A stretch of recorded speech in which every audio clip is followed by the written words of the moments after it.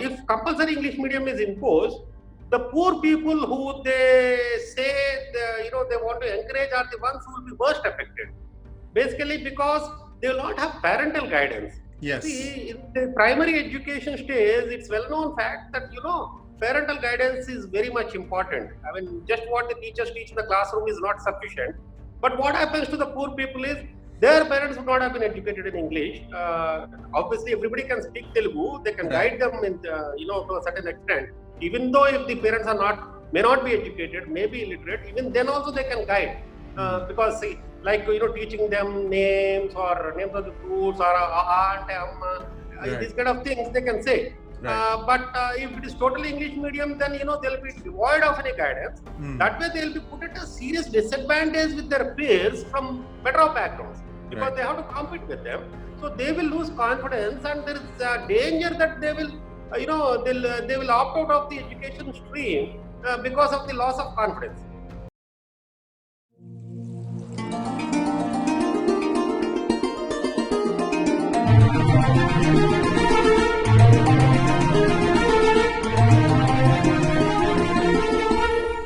Hello and welcome to PGurus channel. I'm your host Sri Iyer.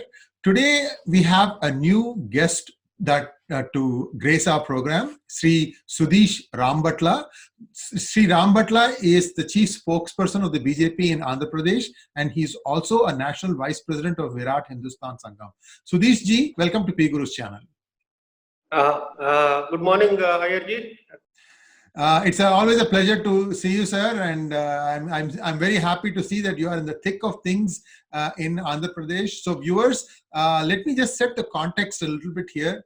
The Andhra Pradesh government, led by Jagan Mohan Reddy, had passed an order that all government schools in Andhra Pradesh shall teach English in English medium.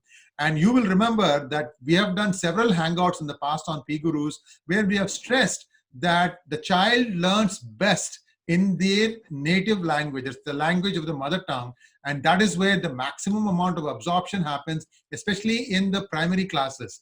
And we have shared this data across the world for this, and this particular thing came as a surprise. Then something happened. And to understand what has happened and how things are today, let us ask Sri Sudhish ji. So Sudhish ji, what happened? Why don't you tell us in your own words?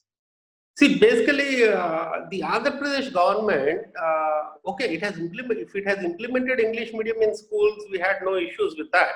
But it has brought out a GO making it compulsory introduction of English medium in all the government schools. I see. That's where we had a problem. That means they wanted to totally eliminate Telugu medium. And they came out with a flawed logic. If anybody was questioning, they come out with a flawed logic saying, where are your children studying? So I had a issue with this, and the government was not listening. We tried to make representations to the government that it's not wise to eliminate Telugu medium totally, which has its own drawbacks. But the Chief Minister of Andhra Pradesh, as everybody knows, was adamant on the stand he has taken, and he thought there was a good political mileage that is deriving out of it, and went ahead and issued the ordinance. And instructed all the schools that they should be ready to impose compulsory English medium throughout the state. Then we were left with no other option but to approach the courts. So I had filed a public interest litigation in the Andhra Pradesh High Court, challenging it on various grounds. The primary ground being, the main legal ground being that it is ultra vires the Right to Education Act 2009. The Right to Education Act 2009 section 29 clearly states that the medium of instruction of the child shall as far as practical be in the child's mother tongue. That's a very clear provision there. And a state trying to do an executive act which contravenes the central act is ultra vires the constitution. And definitely that government order is supposed to be struck down. And then, of course, there are various other grounds like, throughout the world, there have been enough surveys which have clearly stated that the child's absorption and intellectual development will be best done if the child is educated in the child's mother tongue. Unless, of course, the child and their parents speak I mean, if they want another language instruction to be given to the child should be speaking that language at home right from his childhood. If that is the case, then it is as good as suppose we are talking of English medium. Suppose the child and their parents only speak English in their house also, then English becomes as good as his mother tongue. Even though theoretically his mother tongue would have been different, it becomes as good as his mother tongue. Now, this is one aspect of it. Then again, preservation of culture, heritage is an important aspect too. Every state should strive to preserve its culture, heritage, language. And if compulsory English medium is imposed, I was afraid that Telugu also will become like Sanskrit. Even though it's the language, it's there in the books. There are a lot of scriptures. Nobody can read them and decipher them today. There are very few people. We can count, I think, on fingertips. So the same will be the fate of Telugu also. Even as of today also, we are observing that half the kids are not able to read Telugu. And the interests are changing, the cultures are changing. I see the next generation kids, majority of them, they are not interested in watching Telugu movies or Telugu TV channels. They only watch English movies and English channels. So this is a dangerous situation, and the state definitely has to do something. We were also pleading with the state to do some encouragement, if required, they can reserve a percentage of government jobs for children from Telugu medium or something like that, and provide incentives. The chief minister and of course their party workers and all have been trolling me for the last few days. Where I studied, where my children are studying, and then of course that I am anti-poor. I am actually anti-Dalit or anti-backward classes and all this stuff. The fact of the matter is, see, just because I have studied CA doesn't mean all the people in the state should study CA. Just because the chief minister has had his education in English medium doesn't mean all the children in the state should be having English medium. Now, if that comes to it, then we can, if we take the logic to the next level, it's like saying because Jagan's children, Jagan, who is the chief minister of Andhra Pradesh, his children are studying in London.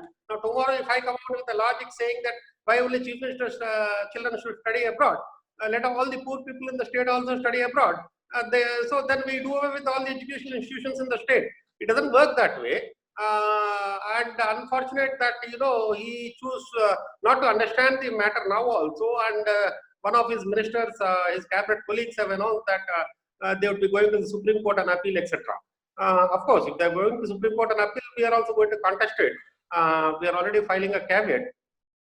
So one clarification here, Sudhish Garu. When I was studying the Telugu medium textbooks for math, physics, chemistry, and most of the important subjects in intermediate, they were of a substantially higher quality than the equivalent English books.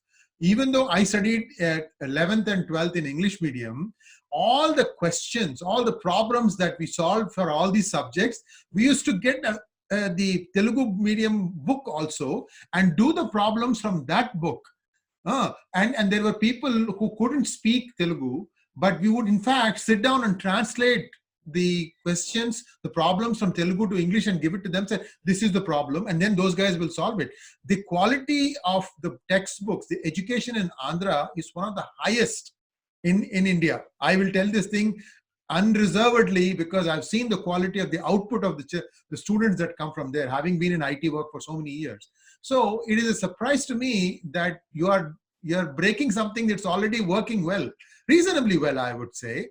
And they could have made this as an optional thing where somebody could have said, okay, we will do this, but if you want to really get English, you can have special English classes, English conversation classes or something like that. But the subjects that matter most, sciences, math, and perhaps social studies, those should be learned in the mother tongue. That's all we are saying. We're not saying that you have to go and do this thing. Absolutely. Right? Absolutely. So that is my 2 cents on this topic. But also, I want to ask you one thing. Education is a concurrent list subject, which means both state and center have a say in it. So already the center has given a regulation directive, and then on what grounds are they going to appeal it in Supreme Court? I mean, it's very clear, isn't it? I mean, see, they have taken really stupid grounds even in the High Court. I guess they are going to go on the same grounds. they have produced letters from parents associations saying that, all the parents are demanding English medium and stuff like that.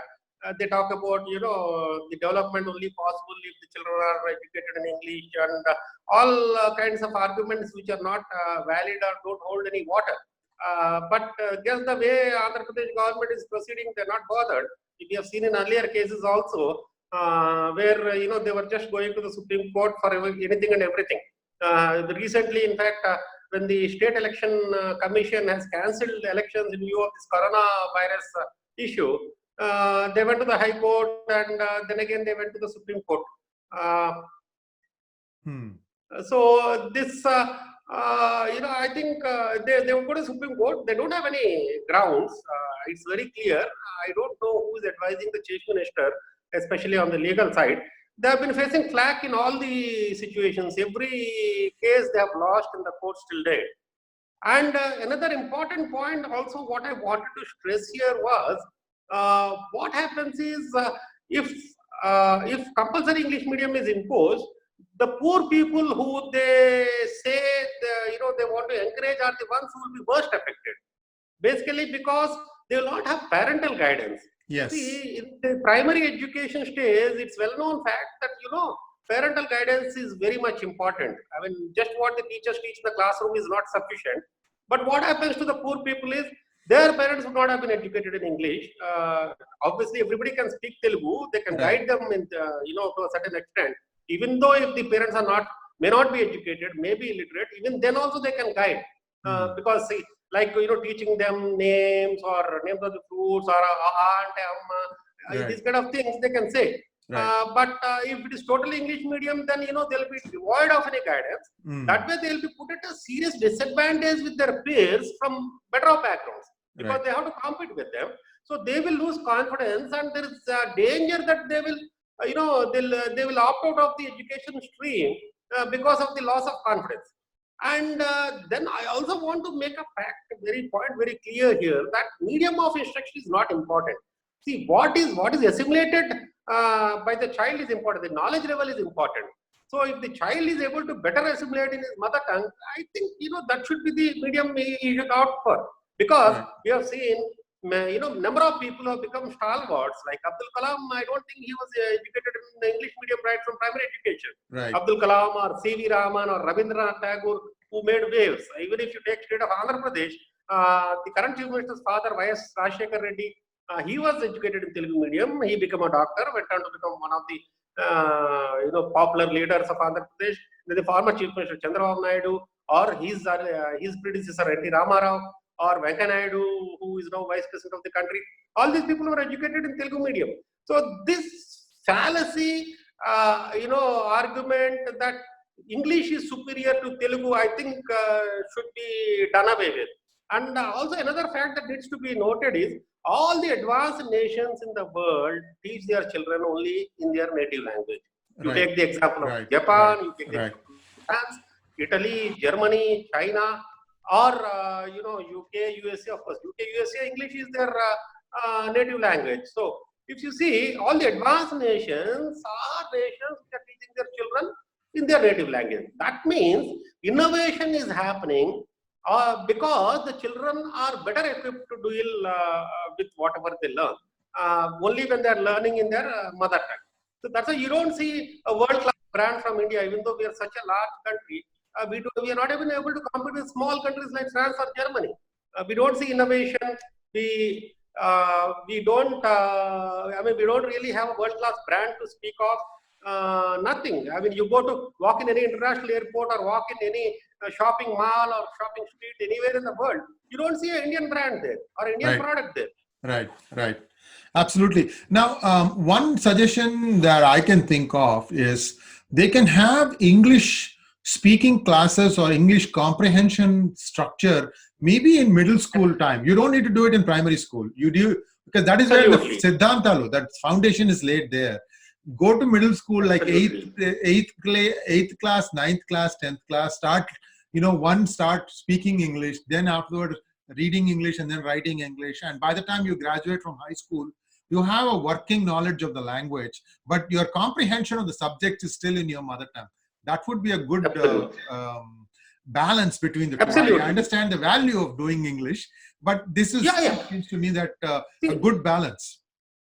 Yeah, the more languages a child is able to learn, the better it is. Absolutely. Right. But you know, my fundamental point here is, in the name of learning English, you should not do away with your own language. Right. So the English can be an additional subject, yes, and more stress can be laid on English. There can be speaking sessions. There can be team exercises to develop the language skills. Right. I mean, we are for it. In fact, that should be done. Right. So let's see how this thing plays out. I mean, all these court cases are all coming at the expense of taxpayer money. So the Chief Minister should reconsider this, and perhaps this kind of a workable via media solution would probably work and would be appreciated by everybody. Because the other challenge he's going to have is all these teachers have been trained to teaching in Telugu. How are they going to suddenly start teaching this in English? They are not going to be that strong either. So are you going to then, fire all of them and bring a new set of teachers? So this is not. The joke is the state government has conducted a 1 week orientation session, and in 1 week the teachers are supposed to become masters in English, where they will be able to teach the students. If that is the case, then the students, I think, can learn faster with 1 week. Yes. See, the thing that is missed here, the point that is missed here is, we think in our mother tongue, which is why sometimes when you are forming sentences in English, the grammar comes in the way, because you're thinking the line got formed in your mind in your native tongue. And that translation has some problems sometimes. So this is, I think this is very counterintuitive. I don't know why he has done this. So let's hope that. And not only that, see, we have seen a number of times, like, definitions of scientific terms, like say for example, define velocity. Right. I mean, if it is the child's mother tongue, he will immediately understand what velocity means. Right. But whereas, in fact, even me, when we were studying, we used to mug up the definitions and vomit it on the answer sheets. Right. That's what happens. Without really understanding the concept. Yes. That's what mugging up and regurgitation. Yes. Yes, that's what happens. Well, That's why, all the industries complain, majority of our engineering graduates, etc., are not ready for employment. And I think Andhra Pradesh has a good thing going. Let's hope that they continue to build on that, and hopefully this kind of a win-win situation gets created for everybody, and hopefully that's what's going to prevail. So thank you very much, Sudhish ji, and thank you, Ayarji, thank you. Yeah, you've really made a big difference in this topic. So let's hope that you succeed in your endeavor, and everybody benefits at the end of the day. Sarve janaha sukhino bhavantu. Thank you so much, sir. Thank you. Namaste. Namaskaram.